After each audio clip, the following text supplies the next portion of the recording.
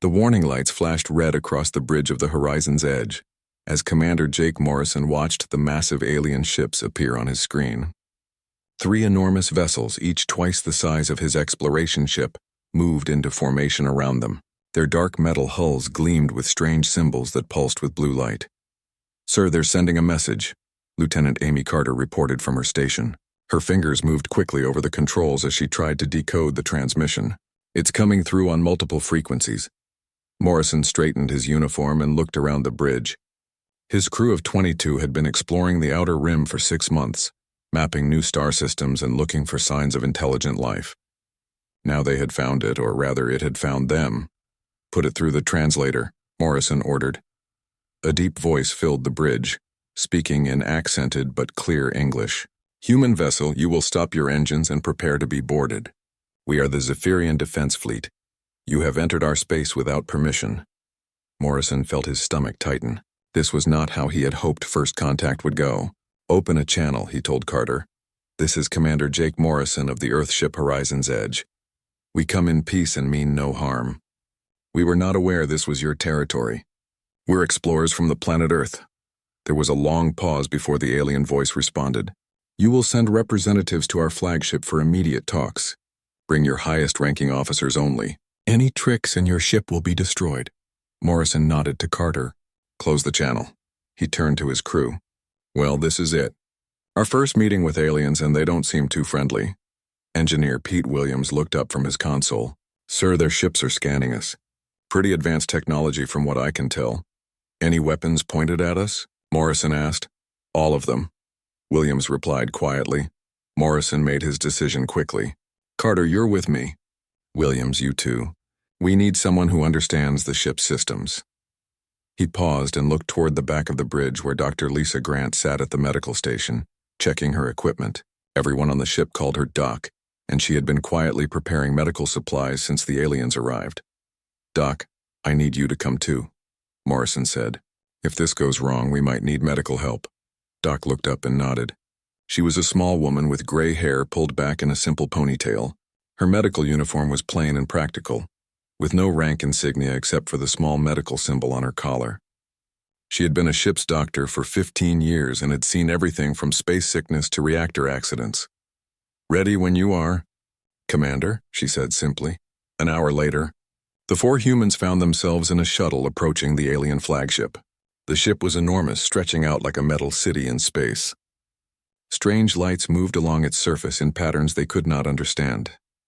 "Remember," Morrison told his team as they prepared to dock, "we're representing all of humanity here. Stay calm, be respectful, but don't show weakness." The alien ship's docking bay was huge and filled with activity. Dozens of alien beings moved around, working on ships and equipment.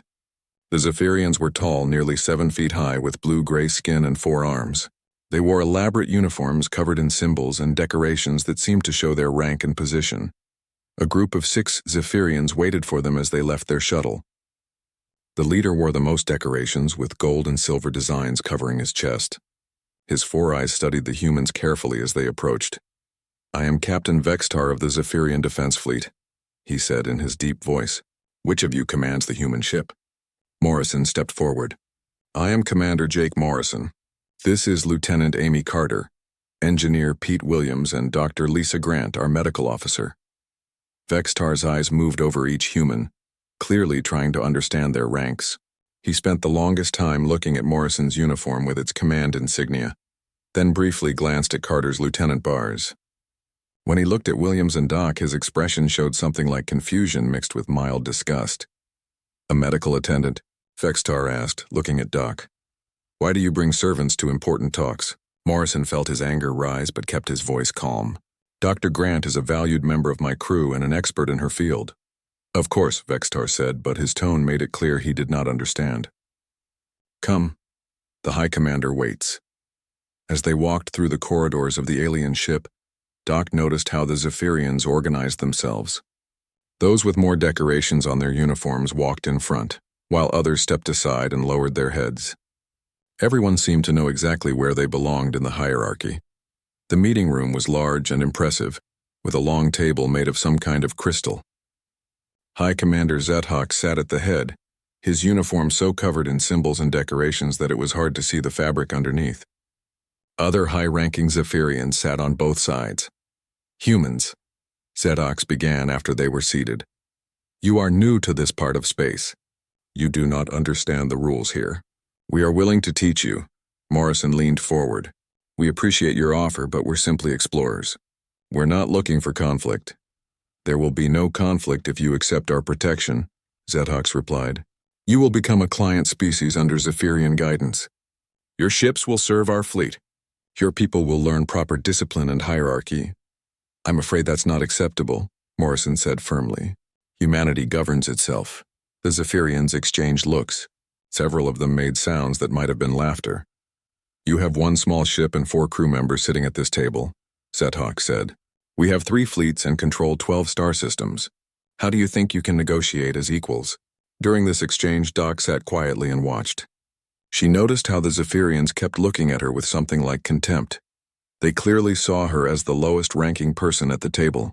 She also noticed that they arranged themselves very strictly by rank, with no one speaking out of turn or questioning their superiors. Perhaps we can find a compromise, Morrison said. Some kind of trade agreement or mutual defense pact. You misunderstand your position, Zethawk replied. We are offering you the chance to serve honorably under proper leadership. This is generous. Most species we encounter are simply conquered. The talks continued for 2 hours with neither side giving ground. The Zephyrians seemed genuinely puzzled by human independence, while the humans refused to accept client status. Doc said nothing during the entire meeting, which seemed to confirm the alien's view that she was just a low-ranking attendant. Finally, Zethawk stood up. We will give you time to consider our offer. Return to your ship and discuss this with your crew. We will meet again tomorrow. As they prepared to leave, Vextar approached Morrison. Commander, perhaps you should leave the medical attendant on your ship during future talks. These discussions are too important for servants. Morrison's jaw tightened. Dr. Grant goes where I think she's needed. Back on their shuttle, Carter shook her head. They really don't understand us at all, do they? No, Morrison agreed. They see everything through their military hierarchy. To them, Doc is just a low-ranking medical tech. Doc finally spoke up. Did you notice how rigid they are? No one questions authority. No one thinks outside their assigned role. That might be their weakness, Williams added. They can't adapt quickly because everyone has to wait for orders from above. As their shuttle returned to the horizon's edge, none of them knew that their next meeting with the Zephyrians would come much sooner than expected, and under very different circumstances. The space around both ships suddenly twisted and bent like water in a storm. Doc felt the deck shake under her feet as alarms began screaming throughout the horizon's edge. She grabbed her medical bag and ran toward the bridge, where she found Morrison holding onto his chair as the ship bucked and rolled. What's happening? She called out over the noise. Some kind of spatial anomaly, Carter shouted back from her station. It came out of nowhere. The Zephyrian ships are caught in it too. Through the main screen, they could see the 3 alien vessels spinning slowly as strange energy waves washed over them. The largest ship, Vexitar's flagship, had visible damage along one side, where metal panels had been torn away. Sir, we're getting an emergency signal from the Zephyrians, Williams reported. They're requesting immediate assistance. Morrison looked at Doc. Casualties? Sounds like it, she replied, already checking her supplies. I should get ready. The anomaly lasted for 10 more minutes before finally fading away, leaving both human and alien ships damaged and drifting. Morrison opened communications with the Zephyrian flagship. Captain Vextar, this is Commander Morrison. What's your status? Vextar's voice came through with interference. We have multiple injuries and systems failures. Our medical staff is overwhelmed. We request your medical attendant's assistance. Doc could hear the reluctance in the alien captain's voice. Asking for help from someone they considered a low-ranking servant was clearly difficult for the proud Zephyrians. Dr. Grant will be right over, Morrison replied. We'll send Engineer Williams too in case you need help with repairs. 20 minutes later, Doc found herself in the damaged section of the Zephyrian ship. The corridors were filled with smoke and debris. Injured aliens lay on stretchers or sat against walls holding damaged limbs. The scene reminded her of the emergency training simulations she had run on Earth, but this was real. A Zephyrian wearing medical symbols approached her.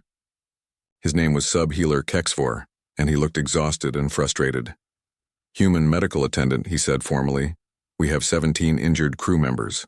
Our equipment was damaged in the anomaly. We can provide basic treatment only." Doc looked around at the wounded. She could see immediately that some of them needed surgery, while others had internal injuries that required immediate attention. The Zephyrian medical team seemed competent, but limited by their damaged equipment and what appeared to be very rigid treatment protocols. "Show me your most serious cases first," she said, setting down her bag and pulling out her scanner. Kexivor led her to a Zephyrian lying on a stretcher. The alien's breathing was shallow and his blue skin had turned a darker shade. "Internal bleeding," Kexivor explained. "We cannot operate with our damaged surgical equipment. He will die within the hour." Doc ran her scanner over the patient and studied the results. The injury was serious but treatable if she acted quickly. "I can help him," she said, pulling out her portable surgical kit. "But I'll need assistance." "You?" Kexivor looked surprised. "But you are just a medical attendant? Surely you cannot perform major surgery." "Watch and learn," Doc replied calmly. What happened next amazed the Zephyrian medical staff. Doc worked with steady hands and complete confidence, using techniques they had never seen before. Her equipment was smaller but more advanced than theirs. She spoke quietly to her patient, explaining what she was doing even though he was unconscious. "Kexivor, I need you to hold this," she said, handing him a medical device. "When I tell you, activate it." The Zephyrian healer found himself following her orders without thinking about it. There was something about her calm authority that made questioning her seem impossible. After an hour of surgery, Doc had not only saved the dying patient, but had stabilized 3 others who the Zephyrian medics thought were beyond help. She moved from patient to patient with quiet efficiency, giving instructions to the alien medical staff who found themselves obeying without hesitation. Captain Vexitar arrived to check on the medical bay, just as Doc was finishing with her 7th patient. He stopped in the doorway and stared at the scene before him. The human medical attendant was clearly in charge. Zephyrian healers, some of whom outranked her by their understanding, were taking orders from her and following them eagerly. "Sub-healer Kexivor," Vexitar called out. "Report." Kexivor looked embarrassed. "Captain, the human has saved 6 lives that we thought were lost. Her techniques are remarkable. Her equipment is more advanced than ours." Vexitar watched as Doc finished bandaging a patient's arm. She moved to the next bed where a young Zephyrian lay with what looked like a head injury. "This one needs immediate transport to a proper medical facility," Doc announced. "The brain swelling is getting worse." "We have no transport available," Kexivor replied. "Our shuttle bay was damaged." Doc pulled out a small communication device.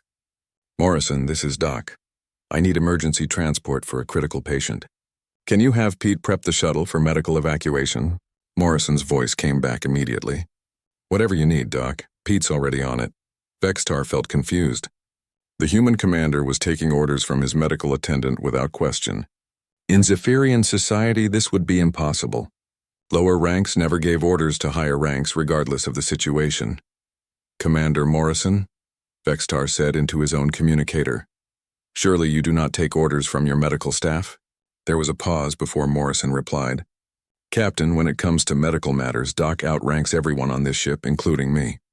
If she says we need emergency transport, we need emergency transport." This made no sense to Vexitar. How could the lowest-ranking crew member outrank the ship's commander? How could hierarchy change based on the situation? Doc looked up from her patient. "Captain Vexitar, I need to speak with you about your crew's injuries. Some of them are showing signs of radiation exposure from the anomaly. This could affect your entire ship if we don't act quickly. You wish to give me orders?" Vexitar asked, his voice showing his confusion. "I'm giving you medical advice," Doc replied simply. "Whether you follow it is up to you, but I'd suggest you listen." For the next hour, Doc explained the radiation risks and outlined a treatment plan for the entire crew. She spoke with the same calm authority she had shown with the injured, and Vexitar found himself listening carefully and asking questions. As the crisis continued, more Zephyrian crew members arrived in the medical bay with various injuries. Each time they looked to their own healers first, but quickly realized that the small human woman was the one with the real knowledge and skill. Sub-healer Kexivor approached Vexitar privately. "Captain, I must speak honestly. This human knows more about medicine than anyone I have ever met. She has equipment we have never seen, and techniques that seem almost magical. She has saved lives that we could not save. But she is the lowest-ranked member of their crew, Vextar protested. Perhaps, Kexvor replied. We do not understand human rankings as well as we thought. When the medical crisis was finally over, Vextar found himself looking at the human crew differently. Doc had commanded the situation with natural authority, and every human had supported her without question. Even their commander had deferred to her judgment. As they prepared to return to their own ship, Morrison approached Vextar. Captain, Dr. Grant wanted me to give you this. He handed over a data pad. It contains treatment protocols for radiation exposure and instructions for using some medical equipment she's leaving behind. She is giving us her equipment? Vextar asked. Some of it, Morrison replied. She said your medical team is good, they just need better tools. Vextar looked at the data pad, then at Doc, who was quietly packing her remaining supplies. Commander Morrison, I must ask, how does your medical attendant have such authority? Morrison smiled. Doc isn't just a medical attendant, Captain. She's one of the best doctors in the Earth fleet. When it comes to saving lives, we all follow her lead. As the humans prepared to leave, Vextar realized that everything he thought he knew about human hierarchy might be wrong. 3 days after the spatial anomaly, emergency signals began flooding in from the nearby Kepler colony. The messages were desperate and confused, speaking of a rapidly spreading sickness that was killing people from multiple species. The colonial government had collapsed and panic was spreading faster than the disease itself. Commander Morrison stood on the bridge of the horizon's edge, reading the latest reports with growing concern. It looks like that anomaly carried more than just energy waves, he said grimly. Some kind of pathogen is loose on Kepler. Captain Vextar's voice came through the communication system. Commander Morrison, we are receiving the same distress calls. Our long-range scanners show that the colony is in chaos. Ships are fleeing the system, carrying the disease to other worlds. Doc looked up from her station where she had been analyzing the medical data from the colony. Her face was pale with worry. Jake, this is bad. The pathogen seems to affect different species in different ways, but it's lethal to all of them. The colonial hospitals are overwhelmed, and their medical staff is either dead or fleeing. Morrison made the decision quickly. We're going to help. Both ships. Send a message to Vextar. An hour later, representatives from both crews met in the Horizon's Edge conference room to plan their response. Captain Vextar brought his senior officers while Morrison had his department heads present. Doc sat at the table with her medical chart spread out in front of her. The situation is worse than we first thought, Morrison began. The colony has over 2 million inhabitants from 6 different species. Their government has collapsed, their medical system has failed, and riots are breaking out in the major cities. Sub-Commander Thexnall, Vextar's second-in-command, studied the tactical displays. This requires a military response. We must establish order, set up quarantine zones, and prevent the disease from spreading to other systems. Morrison nodded. Agreed, I suggest we divide our forces. My security teams can work with yours to establish safe zones, while our medical teams focus on treating the sick. Standard containment protocols, Vextar agreed. We seal off infected areas, establish command centers in uninfected zones, and work our way inward. Doc looked up from her charts. That won't work. The room fell silent. Both human and Zephyrian officers stared at her. In Zephyrian culture, interrupting senior officers during tactical planning was unthinkable. Morrison leaned forward. What do you mean, Doc? Look at these infection patterns, she said, pointing to her charts. This pathogen spreads through air, water, and contact. By the time we establish your safe zones, the disease will already be there. We need a completely different approach. Sub-Commander Thexnall looked offended. Medical attendant, you do not understand military operations. These are proven containment strategies. Doc looked directly at him. And I'm telling you, they won't work against this disease. We need to go to the source of the outbreak and work outward, not the other way around. Vextar felt uncomfortable with the human medical officer arguing with his senior staff, but Morrison was nodding thoughtfully. What do you suggest, Doc? Morrison asked. Doc stood up and moved to the main display. We land right in the middle of the worst infected areas. We set up mobile medical stations and start treating people immediately. We use our ship's medical facilities as base hospitals, and we work fast before the disease spreads any further. That's suicide, Thexnall protested. We would be landing our forces in the middle of infected zones with no safe retreat. It's the only way to stop this, Doc replied calmly. Every hour we wait means thousands more people die and the disease spreads to more areas. Morrison looked around the table. Doc, if we do this your way, you'd be in charge of the entire operation. Medical decisions would override military ones. That's right, Doc said simply. The Zephyrian officers looked shocked. Vextar couldn't believe what he was hearing. Commander Morrison, surely you cannot put a medical attendant in command of a major military operation. Morrison was quiet for a long moment, thinking. Then he turned to Doc. What do you need? I need every medic from both ships. I need all your security people to help move patients and supplies, not to fight. I need your engineers to set up medical equipment instead of weapons. And I need everyone to follow medical protocols, not military ones. Sub-Commander Thexnall stood up angrily. This is madness. We cannot put a low-ranking medical officer in command of Zephyrian forces. Sit down, Morrison said quietly. Thexnall looked at him in surprise. I was not addressing you, Commander. You were questioning my ship's doctor, Morrison replied, his voice growing harder. And when it comes to medical emergencies, Doc outranks everyone in this room, including me. Vextar watched in amazement as Morrison, the human commander, deferred to his medical officer. It went against everything he understood about military hierarchy. Doc looked around the table. I know this is hard to understand, but this is what I've trained for my entire life. I've handled disease outbreaks, natural disasters, and mass casualty events. I know how to organize medical responses and save lives under impossible conditions. But you have no military authority, Vextar protested weakly. I'm not asking for military authority, Doc replied. I'm asking for medical authority. There's a difference, Morrison stood up. Doc's right. This is a medical crisis, not a military one. I'm putting her in charge of the entire relief operation. He turned to Vextar. Captain, are you willing to work under her command? Vextar felt like his world was turning upside down. Everything in his training told him this was wrong. But he had seen what the human doctor could do. She had saved lives that his own medics couldn't save. And the crisis on Kepler was getting worse every hour. We will cooperate, he said finally. Doc nodded. Good. Here's what we're going to do. For the next 2 hours, Doc laid out her plan in detail.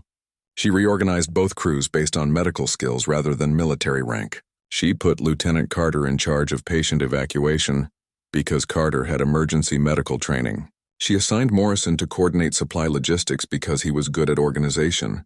She even gave specific assignments to Zephyrian officers, telling them exactly what she needed them to do.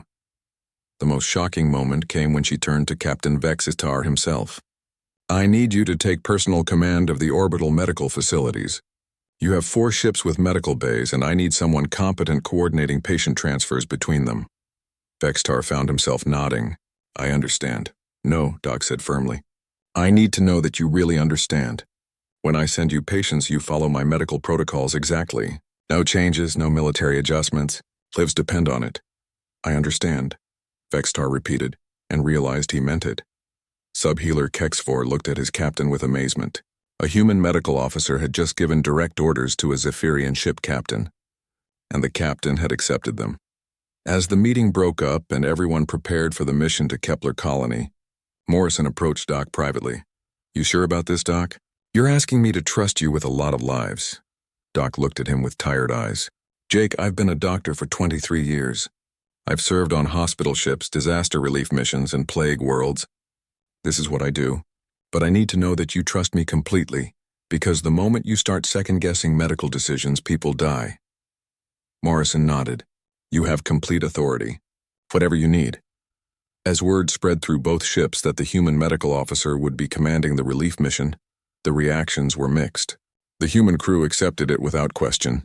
They had worked with Doc for years and trusted her completely.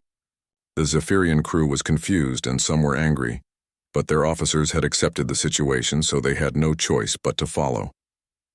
6 hours later, both ships entered the Kepler system. The colony world looked terrible from orbit.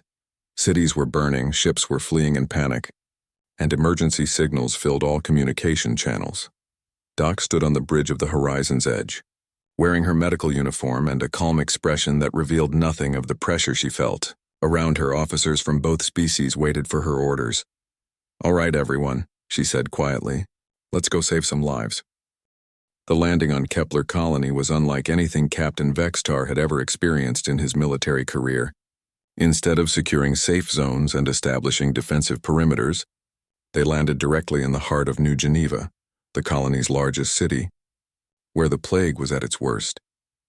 Doc had chosen the landing site herself, a large park in the middle of the city that could accommodate both human and Zephyrian shuttles.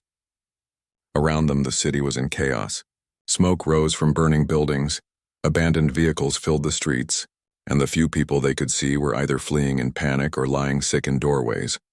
Medical teams established triage areas immediately. Doc's voice came through all communication channels. "Security teams, your job is to help move patients, not to fight. Engineers, I need power and shelter set up for the medical stations. Everyone else, follow the team leaders I assigned." Vextar watched from his position coordinating the orbital facilities as the relief operation unfolded below. What he saw challenged everything he thought he knew about command and authority. Doc had reorganized both crews completely, and the results were remarkable. Lieutenant Carter, who had seemed like a simple military officer during their first meeting, was now running the evacuation operation with impressive skill. She coordinated between ground teams and orbital facilities, managed patient flow, and made split-second decisions about who needed immediate transport to the ship's medical bays. Engineer Pete Williams had become the chief of technical operations, setting up portable hospitals faster than Vextar thought possible. Williams directed both human and Zephyrian engineers, and they followed his orders without question, because everyone could see he knew what he was doing. Even more surprising was what happened with the Zephyrian crew members. Sub-healer Kexivor found himself working as Doc's second-in-command, coordinating all medical activities on the ground. When Doc gave him orders, he followed them immediately, even when they went against standard Zephyrian medical protocols. "Captain Vextar," Doc's voice came through his communicator as he monitored the orbital medical stations. "I need you to reroute 3 patients from Medical Bay 2 to the horizon's edge. They have better equipment for neurological cases." "Understood," Vextar replied, then caught himself. He was a ship captain, and he was taking orders from someone who his culture would consider a low-ranking medical technician. Yet it felt completely natural. The breakthrough moment came when Vextar was monitoring the medical feeds from the surface. He watched Doc move between treatment areas, making decisions that affected hundreds of lives. When she spoke, everyone listened, humans, Zephyrians, even the colonial survivors who had initially been suspicious of alien help. "Sub-Commander Thexnall," Doc called out to the Zephyrian officer who had argued with her during the planning meeting. "I need you to take charge of the children's treatment area. You have medical training and kids respond well to your calm manner." Thexnall, who had been offended by her earlier suggestions, immediately moved to follow her orders. Vextar realized that something fundamental had changed in how his officers viewed the human doctor.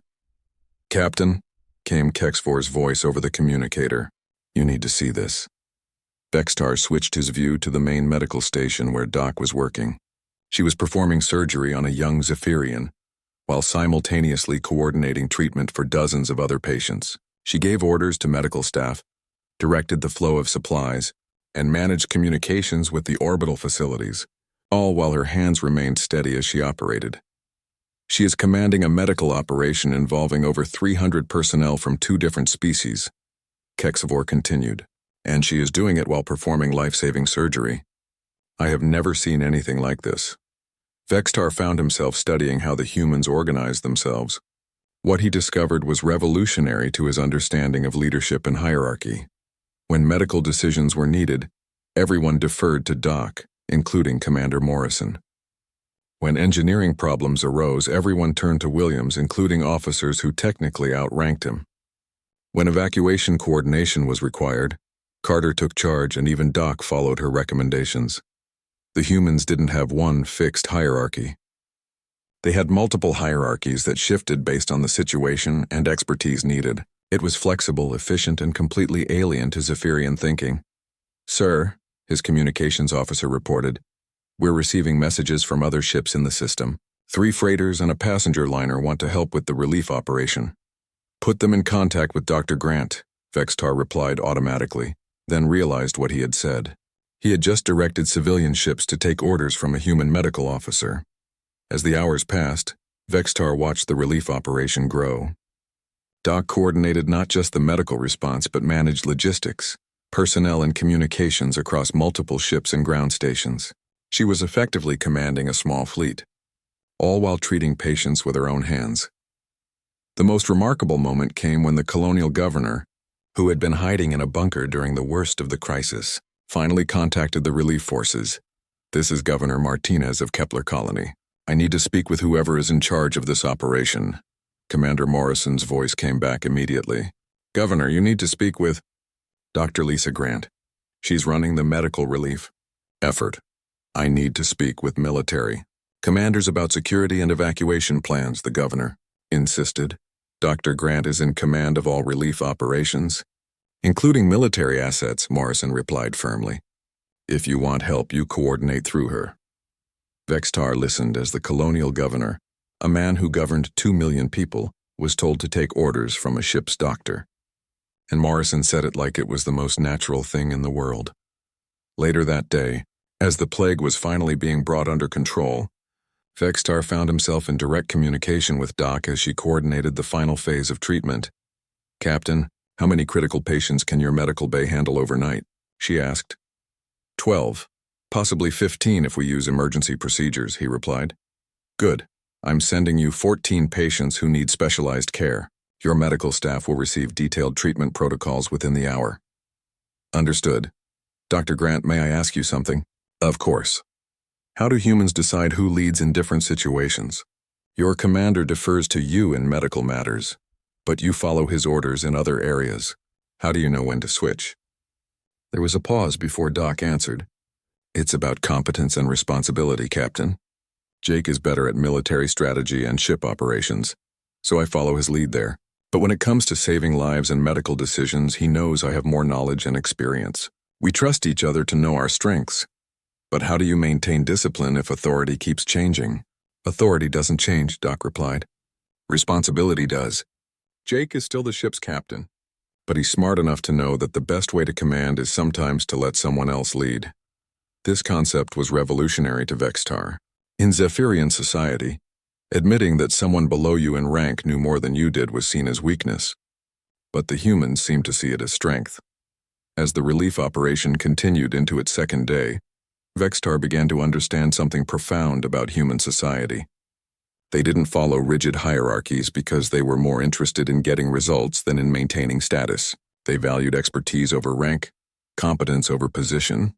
Sub-healer Kexvor contacted him privately. "Captain, I must tell you something. Working with the human doctor has taught me more about medicine in 2 days than I learned in my last year of training. She doesn't just give orders, she explains why, she teaches, she listens to suggestions."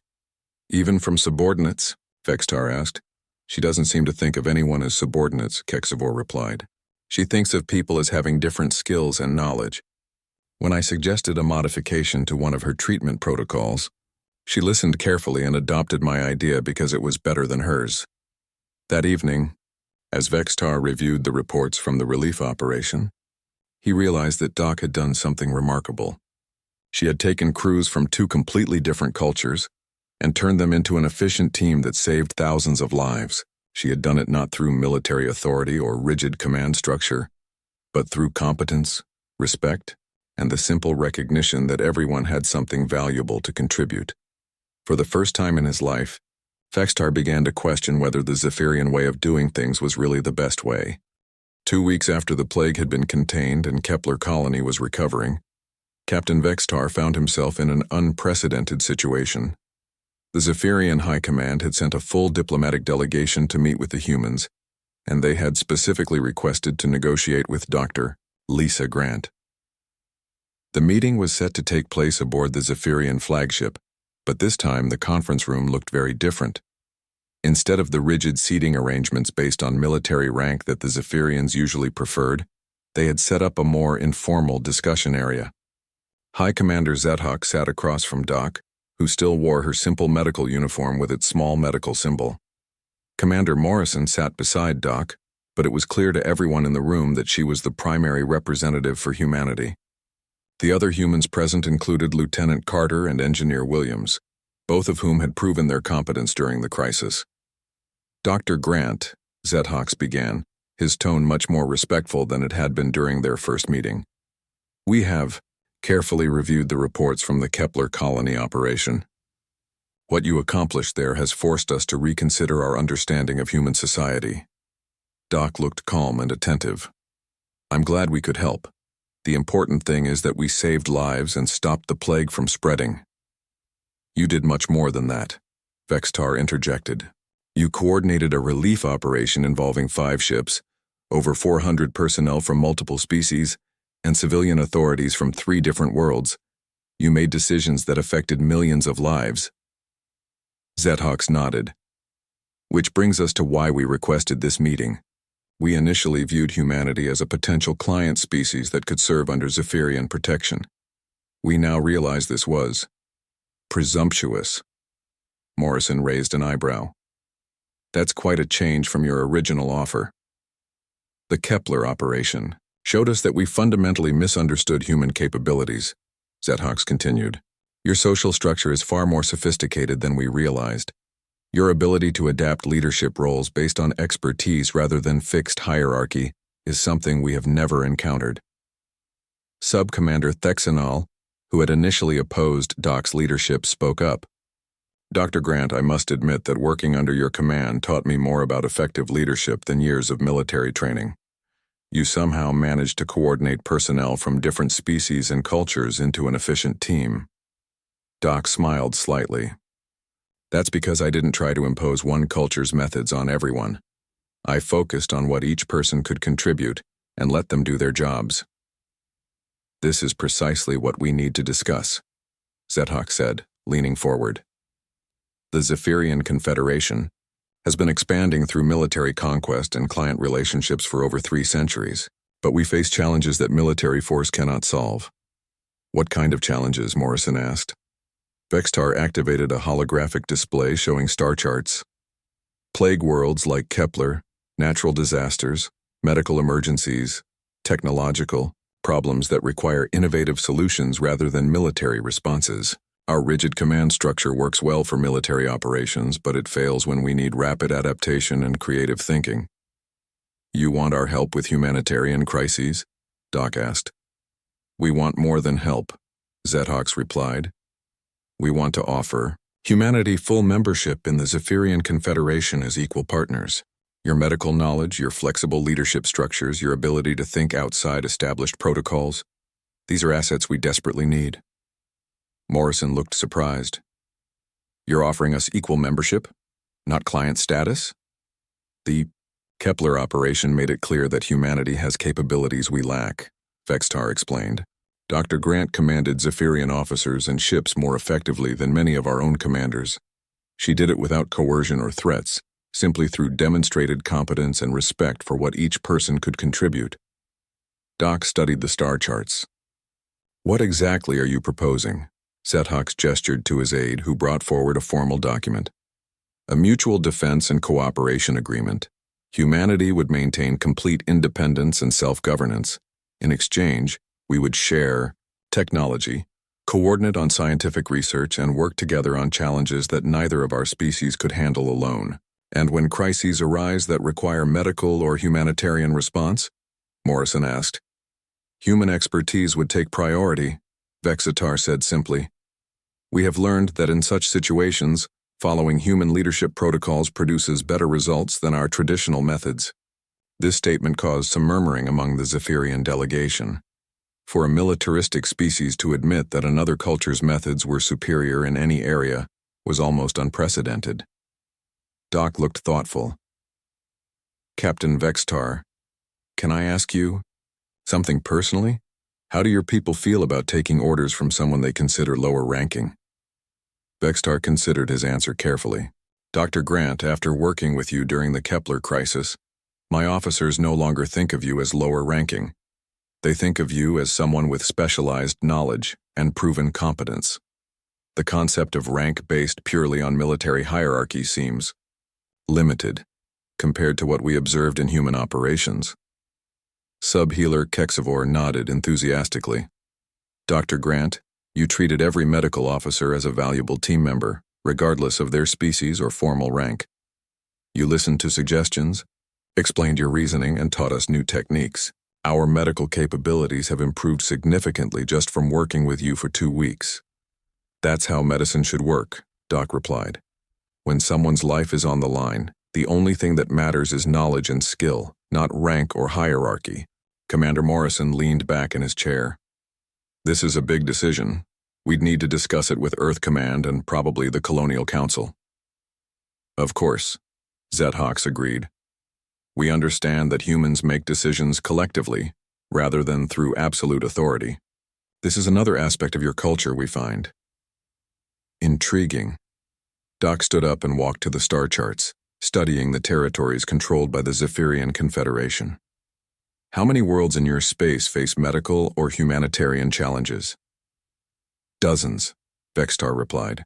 We estimate that at least 30 worlds in our territory could benefit from human medical expertise and crisis management techniques. And you're willing to let human medical officers take command of operations in your space when necessary? If it saves lives and prevents disasters like Kepler, yes, Zedhox said firmly. Doc turned back to face the delegation. I have one condition. Everyone in the room focused on her intently. Any cooperation agreement must include provisions for training exchanges. Your medical officers work well with human techniques, but they need to understand the principles behind them. And human medical officers could benefit from learning Zephyrian organizational methods. Morrison smiled. Even in a diplomatic negotiation that could reshape interstellar politics, Doc was thinking about education and improving medical care. That is very acceptable, Zedhox replied. In fact, Subhealer Kexfor has already requested permission to study at your Earth Medical Academy. Kexfor looked excited. Dr. Grant, would you consider being my advisor? I would like to write a comparative study of human and Zephyrian medical techniques. I'd be honored, Doc replied. As the formal negotiations continued over the next several hours, the Zephyrians found themselves adapting to human discussion methods. Instead of rigid position statements and formal protocols, the talks became more like collaborative problem-solving sessions. When they broke for a meal, Vextar approached Doc privately. Dr. Grant, may I ask you something that has been puzzling me? Of course. During the entire Kepler operation, you never seemed to be bothered by the fact that you were commanding officers who technically outranked you. How do humans manage to set aside ego and status concerns so easily? Doc considered the question. Captain, in my experience, the people who worry most about rank and status are usually the ones who aren't confident in their actual abilities. When you know you're good at something, you don't need symbols and titles to prove it. And when you're not the expert in a situation, then you find someone who is and you support them, Doc replied simply. A good leader's job isn't to know everything. It's to make sure the right knowledge gets applied to solve problems. Vextar nodded slowly. We have much to learn from humanity. 6 hours later, the negotiations concluded with a preliminary agreement that would be sent to both Earth Command and the Zephyrian High Council for approval. As the meeting ended, Doc stood to shake hands with the Zephyrian delegates. Dr. Grant, Zedhox said formally, it has been an honor to negotiate with you. I hope this is the beginning of a long and beneficial relationship between our peoples. I think it will be, Doc replied. But remember, the real test isn't what we agree to in meetings like this. It's how we work together when the next crisis comes. As the human delegation prepared to return to their ship, Morrison walked beside Doc through the corridors of the Zephyrian flagship. Doc, do you realize what just happened in there? You just negotiated a treaty between 2 interstellar civilizations. Doc smiled tiredly. Jake, I just did what I always do. I focused on how to help people and solve problems. The politics will sort themselves out. Still pretty impressive for a ship's doctor,